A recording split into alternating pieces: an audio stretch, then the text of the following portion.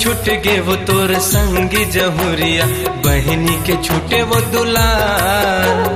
कैसन है निर्मोही बरतिया, चलो चलो कहत कहा। 12 बजे के बाद में गुरुआ लग गई है। अब जल्दी जल्दी विदा कर सकता।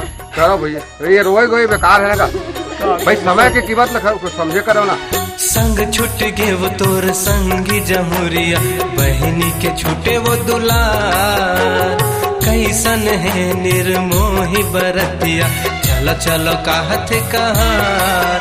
जिहाँ जाबे सुखी रहिबे, जिहाँ जाबे सुखी रहिबे। खन का बेर कंगना, तय छोड़ चले अंगना। चार जादू लोरिन, तय छोड़ चले अंगना।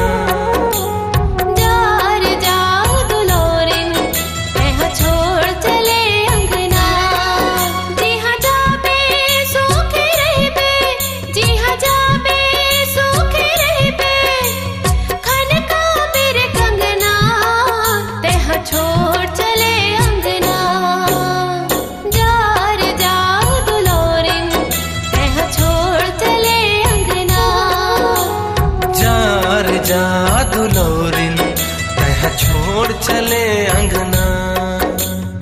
जा रे जादू लोरिन, तह छोड़